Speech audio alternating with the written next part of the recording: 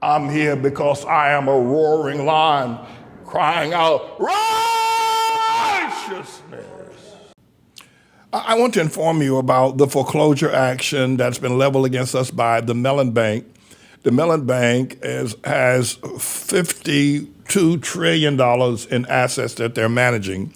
A large part of the assets that they're managing come from the American Baptist churches globally.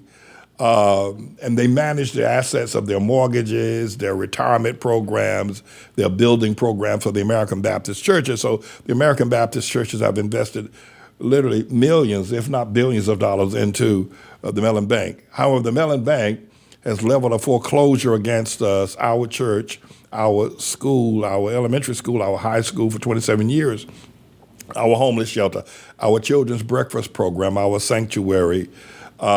They have said to close down, to shut down our church, take our property and turn it into an LGBTQ plus headquarters. And I hear that the leadership of the American Baptist churches under the so-called alleged Reverend Dr. Cheryl Dudley, that they are rejoicing that my voice will be stilled and that this church that has served this community for the last 62 years, probably the only growing church, vibrant church with a global reach and a global sphere here in Harlem or in New York City, they are rejoicing that the Mellon Bank is crushing us. I've made an appeal to them. I went down to the so-called alleged Reverend Dr. Cheryl Dudley's church, which is the Madison Avenue Baptist Church, and her pastors are so-called the Reverend Susan Sparks. And I tried to appeal to them. Don't let the Mellon Bank shut down a church in Harlem. It just isn't right. It's unthinkable. I'll let you see what took place. Emily, who is regional director of the American Baptist Churches. Okay. Well, our church is being foreclosed by the Mellon Bank.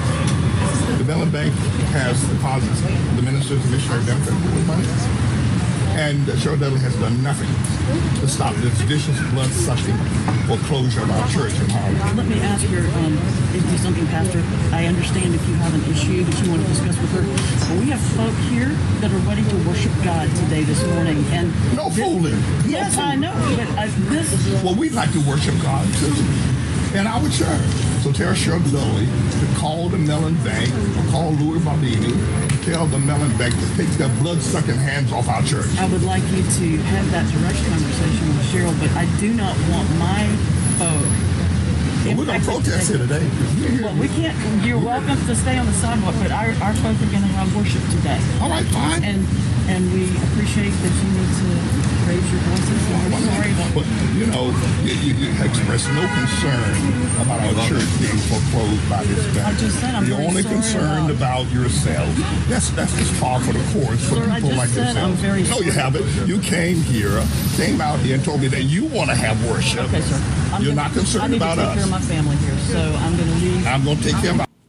You know, this is what's happening, my brothers and sisters, in the American Baptist churches.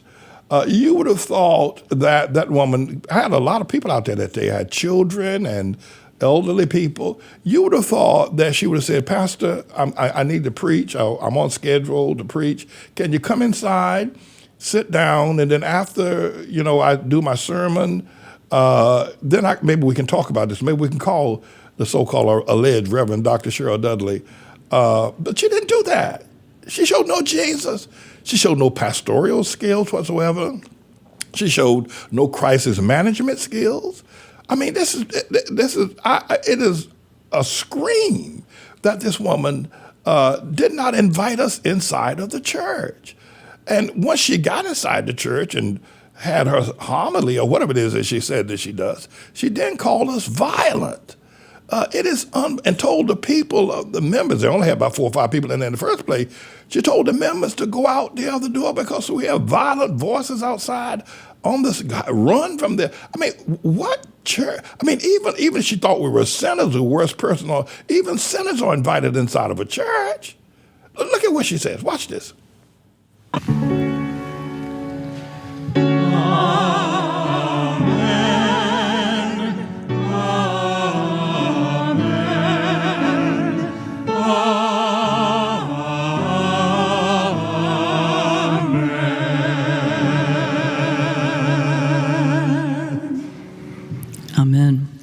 Thank you so much, Bob, for those beautiful words. Thank you, MABC Choir. Thank you, Richard, so much for the music this morning. So appreciate this. I'm going to suggest something that we have never done before, but I think it may be prudent today, and I want to share this information. It's your choice, but we have two exits here. That exit that goes out to Madison and this exit that goes out to 31st Street. There is a large group of protesters outside, and I would suggest that we all go out to 31st Street because there's nobody on 31st Street, and we can certainly, with our ushers, help anyone who is interested and willing to go that way. I wouldn't want to put, I don't think they're dangerous necessarily, but I don't want to put anyone in harm's way or anyone to be forced to deal with violent voices.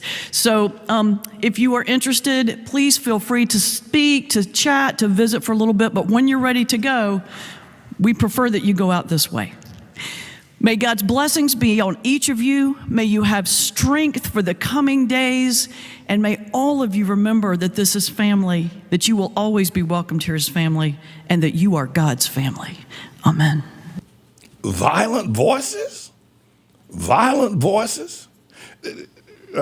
Susan Sparks, here's what would have been a great blessing for you. When that camera panned your audience and you got those 2 or 3 little people sitting in there, wouldn't it have been wonderful if we had come in and filled up those pews? All those pews would have been filled, and you could have stood before the people and said, family members of the Madison Avenue Baptist Church, we have a visiting church with us today. A little bit unexpected. We didn't know they were coming, but we have a visiting church from Harlem that's come down to talk to us and wants to talk to one of our famed members, the alleged Reverend Cheryl Dudley. And they have their children here. They even have some musicians here. They have a pastor here and some elders and some choir members. And they have filled up our church this morning. I don't know if the pastor wants to say anything.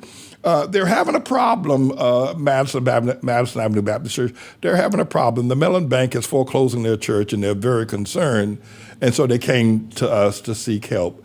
And so we've invited them in, and I'm going to try to contact Cheryl Dudley. And I think that the Mellon Bank should just forget about that money that's alleged to be owed.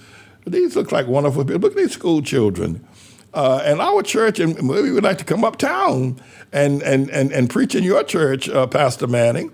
But y'all have filled up our church this morning. Our pews have not been this filled since the days of Roger Williams himself. That would have been beautiful. But only a pastor, only somebody with the Spirit of God, only somebody who is not a racist, who loves God and understands and has a compassionate heart would have said that. This woman is a racist. And she wouldn't let us come into church.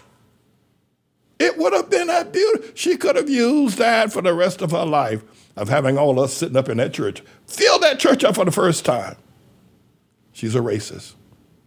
I understand that the people over at American Baptist at 475 Riverside Drive are rejoicing. They can't wait to actually get the news that the bank has foreclosed our church, it's been sold at auction, and that I have been put in the street. But I suppose that you've seen this kind of spirit in churches as well. And the American Baptist churches in New York are pretty much all like that one. They're all dying. They're not growing. They're not vibrant. And it's because the Spirit of God is no longer with them. They've now become the den of iniquity. I'm James David Manning, everybody. I'm indeed the Lord's servant.